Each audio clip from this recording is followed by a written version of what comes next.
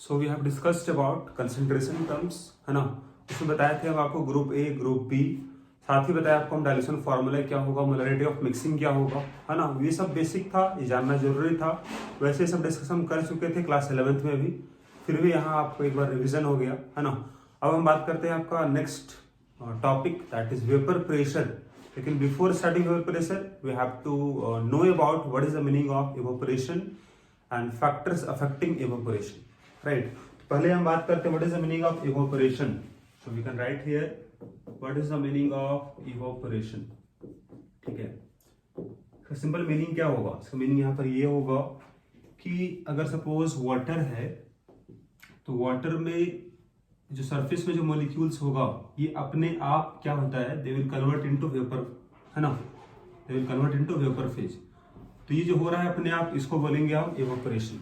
तो it is defined as a spontaneous conversion of molecules present at the surface into vapor phase is known as evaporation, right? अब अगर हम बात करें what are the factors, इस पे depend करेगा rate of evaporation। तो नेक्स्ट यहाँ बात करते हैं factors affecting rate of evaporation, factors affecting rate of evaporation, evaporation, right. Factors क्या होगा? पहला फैक्टर यहाँ पर हो जाएगा temperature. With increase in temperature rate of evaporation increases. Simple इसको बोल सकते हो इस तरह से आप, अगर टेम्परेचर बढ़ेगा तो काइनेटिक एनर्जी ऑफ मॉलिक्यूल्स बढ़ेगा, मतलब they will easily convert into vapour phase. ठीक है, तो यहाँ पर क्या होगा, रेट ऑफ इवोपरेशन जो होगा प्रोपोर्शनल टू टेम्परेचर हो जाएगा। टेम्परेचर अगर बढ़ेगा तो रेट ऑफ इवेपोरेशन भी बढ़ेगा, राइट। सेकंड यहां हो जाएगा सरफेस एरिया। सरफेस एरिया, जितना ज्यादा सरफेस एरिया होगा लिक्विड का उतना ज्यादा बनेगा वेपर्स, क्योंकि ये सरफेस से ही बनने वाला है। ठीक है, मतलब क्या होगा, rate of evaporation proportional to surface area. ठीक है, सरफेस एरिया ऑफ कंटेनर बोलो या फिर सरफेस एरिया ऑफ लिक्विड बोल दो, राइट। थर्ड हो जाएगा यहाँ पर factor nature of liquid. Nature of liquid पे डिपेंड करेगा। यहाँ पर लिक्विड क्या है, यहाँ अगर वाटर होगा या फिर अल्कोहल होगा या फिर बेंजीन होगा, जो यहाँ पर लिक्विड उस पर डिपेंड करेगा rate of evaporation, right. Relation क्या होगा देख लो, रेट ऑफ इवेपोरेशन जो होगा this is proportional to 1 by force of attraction between molecules. तो अगर फोर्स ऑफ अट्रैक्शन अगर कम होगा, अगर ये कम होगा तो ये ज्यादा होगा। अगर यहाँ सपोज दो लिक्विड के बीच में अगर हम बात करें, सपोज यहाँ एक लिक्विड मॉलिक्यूल है, अगर यहाँ फोर्स अगर ज्यादा काम करेगा तो ये इसका रेट ऑफ इवेपोरेशन कम होगा, देर से पहुंचेगा वेपर में। लेकिन अगर यहाँ फोर्स कम होगा, इसके बीच में अगर फोर्स कम होगा तो जल्दी कन्वर्ट हो जाएगा वेपर फेज में, राइट। तो रिलेशन कैसा होगा, they are inversely proportional, rate of evaporation and force of attraction between molecules, right. Now fourth factor यहां पर ही होगा, फोर्थ हो जाएगा आपका flow of dry air over surface of liquid. Surface of liquid, जो यहाँ पर लिक्विड है उसका सरफेस में अगर यहाँ ड्राई एयर अगर पास कर दिया जाए, अगर यहाँ से फ्लो कर दो आप ड्राई एयर, अगर यहाँ से आप ड्राई एयर को पास कर दो तो क्या होगा, dry air will absorb moisture. जो यहाँ से वेपर जो बना है उसको एब्जॉर्ब कर लेगा और उसको साथ लेके निकल जाएगा। तो अगर निकल गया यहाँ से जो वेपर बना था वो अगर निकल जाएगा तो और ज्यादा वेपर यहाँ बन पाएगा, राइट। तो यहाँ पर ये अगर पास कर दो आप ड्राई एयर को तो रेट ऑफ इवेपोरेशन क्या होगा, बढ़ेगा। रीजन क्या होगा, because dry air has tendency to absorb moisture. ठीक है, and it will take away moisture outside this container, और इस तरह से यहाँ पर क्या होगा, यहाँ वैकेंट स्पेस बन जाएगा और ज्यादा वेपर यहाँ बन पाएगा, है ना। That is rate of evaporation will increase, right. Next हम बात कर लेते हैं अबाउट वेपर प्रेशर, राइट। सो यहाँ टॉपिक होगा हम लोग का vapour pressure of pure liquid, है ना। फिर नेक्स्ट क्लास जो होगा वहां बताएंगे आपको वेपर प्रेशर ऑफ सॉल्यूशन, ठीक है ना। अभी हम बात कर रहे हैं प्योर लिक्विड का। मान लो इस तरह से कि ये अपना लिक्विड है, ठीक है। तो अगर हम ये बोले कि स्टार्टिंग t इक्वल टू 0 में, मतलब टाइम 0 मतलब स्टार्ट जब हुआ है ना, उसे मान लेते हैं यहाँ कोई वेपर्स नहीं था, ठीक है। वेपर अगर नहीं था, केवल यहाँ लिक्विड आपके पास है, राइट। तो स्टार्टिंग में केवल क्या आपके पास है, लिक्विड है, लिक्विड। तो लिक्विड से यहाँ क्या बनने वाला है, बनने वाला है वेपर, रिएक्टेंट हुआ, ये हो गया प्रोडक्ट, ठीक है। तो शुरू में केवल लिक्विड था, शुरू में केवल लिक्विड था, तो हम ये बोल सकते हैं कि rate of evaporation that will be maximum होगा, और rate of condensation that will be 0 होगा, क्योंकि यहाँ कोई भी वेपर है नहीं। वेपर जब बन जाएगा, जैसे मान लो कुछ वेपर है ना, बन गया, वेपर अगर बन गया है तो अब ना टेंडेंसी यहाँ होगा कि वेपर कंडेंस होके बन जाए लिक्विड आपका। तो स्टार्टिंग पे यहाँ कोई वेपर अगर नहीं था तो स्टार्टिंग पर रेट ऑफ कंडेंसेशन 0 होगा, रेट ऑफ इवेपोरेशन मैक्सिमम है, ठीक है। कुछ समय बाद मान लेते हैं t इक्वल टू टी, कुछ समय बीता, कोई वेपर यहाँ बन गया और वो कंडेंस भी हो सकता है ना।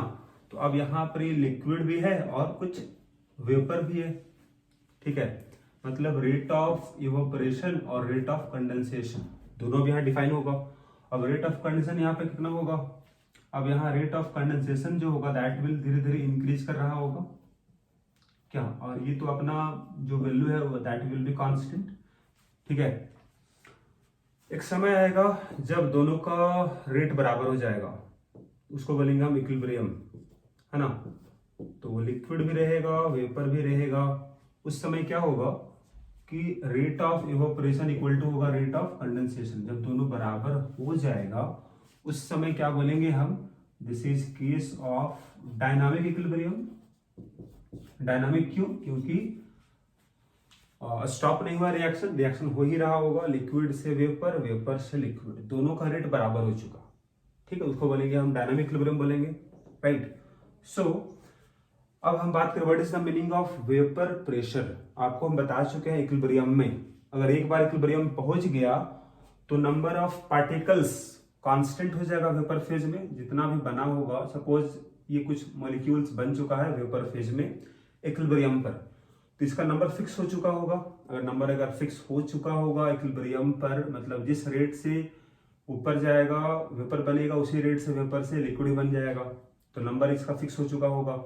नंबर अगर फिक्स हो चुका तो प्रेशर जो लगाएगा वेपर्स वो भी कांस्टेंट हो जाएगा। What is the meaning of vapour pressure, pressure exerted by vapors when liquid and vapor are at dynamic equilibrium। और फिर बता रहे हैं आपको what is the meaning of vapour pressure, this is pressure exerted by vapors when liquid and vapors are at dynamic equilibrium, right? So this is definition of vapor pressure and it will be constant, right? So अगर यहाँ equilibrium establish हो चुका है, मान लें अगर water ही था तो H2O लिक्विड है और बनेगा H2O वेपर, राइट। तो यहाँ अगर की लिखे हम, ठीक है, अगर Kp ही लिखते हैं तो क्या लिखोगे, प्रेशर ऑफ H2O, है ना, वेपर्स। ये तो अपना लिक्विड है, प्योर लिक्विड है, तो Kp किसके बराबर आएगा, प्रेशर ऑफ H2O बराबर आएगा। क्योंकि ये कांस्टेंट है, ये केवल डिपेंड करेगा टेम्परेचर पर, तो ये भी कांस्टेंट ही होगा क्योंकि दोनों बराबर है, और ये भी केवल डिपेंड करेगा टेम्परेचर पर। तो this is known as vapour pressure, इसी को बोलेंगे हम वेपर प्रेशर ऑफ लिक्विड। अगर यहाँ वाटर है तो वेपर प्रेशर ऑफ वाटर हो जाएगा, और वाटर का वेपर प्रेशर का एक स्पेशल नेम होगा that is aqueous tension. It is also known as aqueous tension, right. Vapour pressure of water को बोलते हैं aqueous tension of water, right. तो इसको आपको ध्यान रखना है और यहाँ पॉइंट लिख भी लेना आपको है नोट करके, क्योंकि आपका Kp जो होगा it only depends on temperature, that is why vapour pressure only depends on temperature, ठीक है। यहाँ बोलोगे आप vapour pressure depends only on temperature, ठीक है, पहला पॉइंट हो गया। इट डू नॉट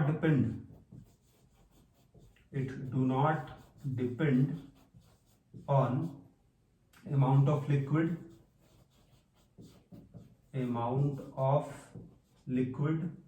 या बोलो वॉल्यूम ऑफ वेसल, जिस कंटेनर में वो रखा गया है लिक्विड, वॉल्यूम ऑफ वेसल या बोलो shape and size of vessel, इस पर डिपेंड वो नहीं करेगा, राइट।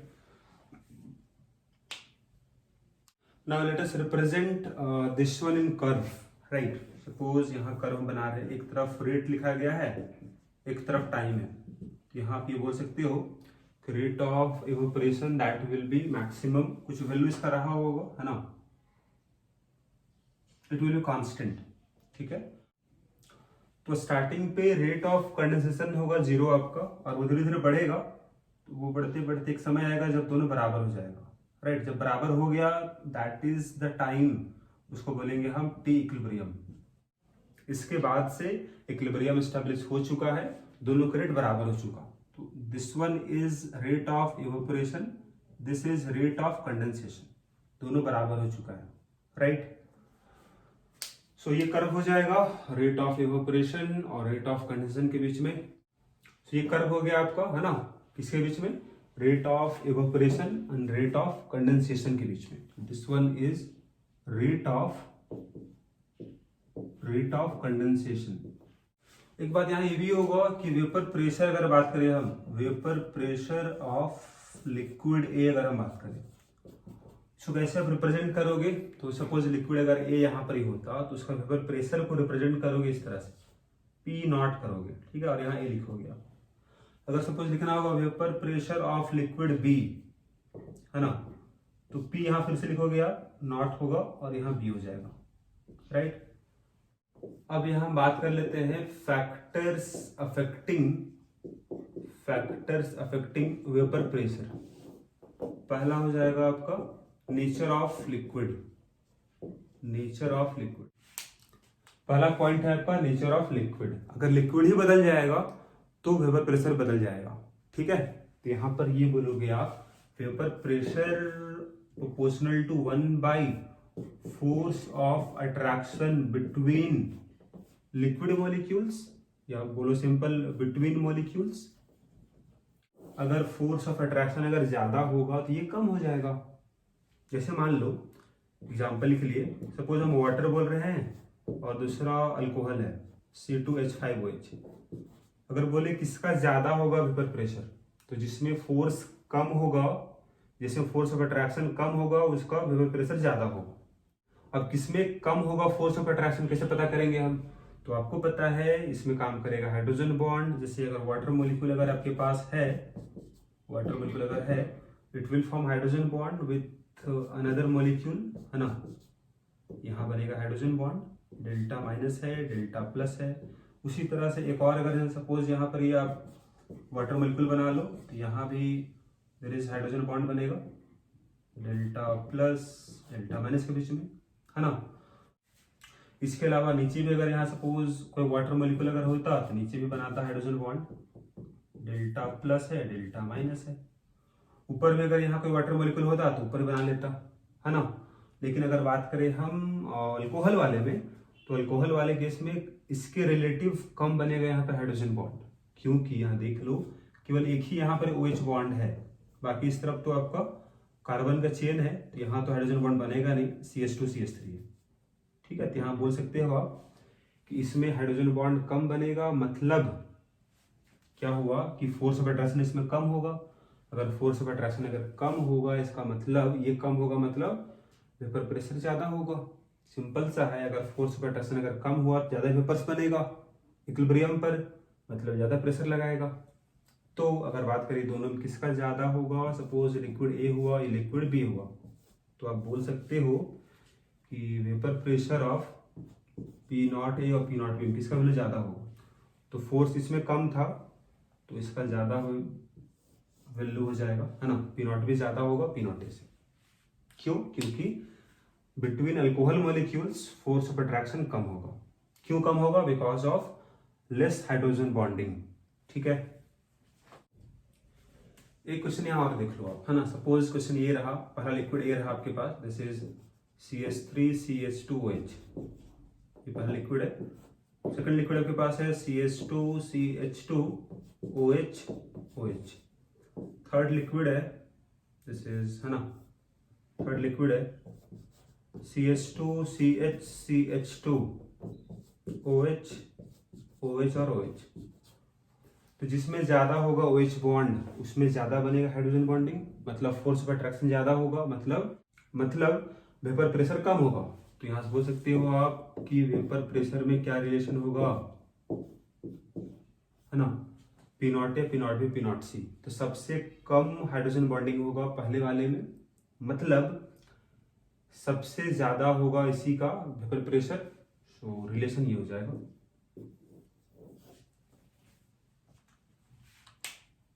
तो सेकंड फैक्टर यहां होगा टेम्परेचर, है ना। पहला था आपका नेचर ऑफ लिक्विड, अगर लिक्विड ही बदल जाएगा तो वेपर प्रेशर भी बदल जाएगा। हर एक लिक्विड का अलग होगा वेपर प्रेशर, राइट।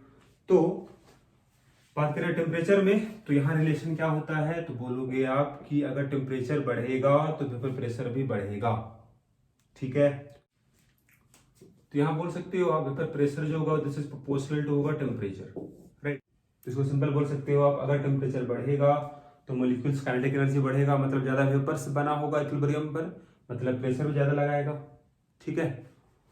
ये रिलेशन हो गया। अब अगर हम बात करें एग्जैक्ट रिलेशन क्या होता है वेपर प्रेशर और टेम्परेचर के बीच में, उसको देख लो आप। तो आपको हम बताए थे एक रिलेशन इक्विलिब्रियम कांस्टेंट के बीच में और टेम्परेचर के बीच में। क्या रिलेशन था? रिलेशन कुछ इस तरह का था, ln K2/K1 this is equal to था delta H/R 1/T1 minus 1/T2। This is the relation जो हम लोग को मिला है इक्विलिब्रियम चैप्टर में, है ना। यहाँ पर K क्या होगा, इक्विलिब्रियम कांस्टेंट, है ना, एट टेम्परेचर T2। K1 क्या होगा, इक्विलिब्रियम कांस्टेंट टेम्परेचर T1 पर। सो चेंज करो, लॉग में क्या आएगा, log K2/K1 equal to delta H हो जाएगा। हम बताए हैं अगर चेंज करोगे इसको आप लॉग में, तो यहाँ मल्टीप्लाई होगा 2.303, उसको नीचे भेज दिए हम यहाँ पर 2.303, R हो जाएगा 1/T1 माइनस 1/T2। ये रिलेशन हम पढ़ चुके हैं, दोनों रिलेशन सेम ही है, बस यहाँ ln में है, यहाँ लॉग में है, राइट। अब अभी हम बताया आपको, अगर वाटर था H2O लिक्विड से बन रहा है H2O वेपर, तो इसका इक्विलिब्रियम कांस्टेंट जो था इक्वल टू क्या था, P, है ना, प्रेशर ऑफ H2O, यही ना था। और इसी को तो हम बोलते हैं vapour pressure of water, right. और we can write here P0 H2O, और we can say here aqueous tension of water. दोनों बराबर ही है, तो बराबर अगर है तो इसके जगह में यहाँ पुट कर सकते हैं ना वेपर प्रेशर। तो फॉर्मूला क्या बनेगा, this is log P2/P1 equal to delta H by 2.303 R 1/T1 minus 1/T2। This is the relation. अब यहाँ P2 क्या है, तो वेपर प्रेशर है टेम्परेचर T2 पर, और P01 क्या होगा, वेपर प्रेशर ऑफ, है ना, लिक्विड हो जाएगा at temperature T1। Delta H this is vaporisation, this is delta H vaporisation, यहाँ लिख लोगे आप डेल्टा H वेपोराइजेशन, ठीक है ना। R तो पता ही, R क्या होगा, तो R is 8.314, this is joule per mole पर केल्विन में होगा। डेल्टा H क्या होगा, this is delta H vaporisation, unit क्या होगा इसका, जूल पर मोल में हो जाएगा। T टेम्परेचर है ना, and this one is vapour pressure आपका टेम्परेचर T1 पर, टेम्परेचर T2 पे। ये रिलेशन हो गया आपका वेपर प्रेशर के बीच में और टेम्परेचर के बीच में, राइट। तो यहाँ जो रिलेशन आपके पास है, यही relation in terms of equilibrium constant भी होता है, राइट।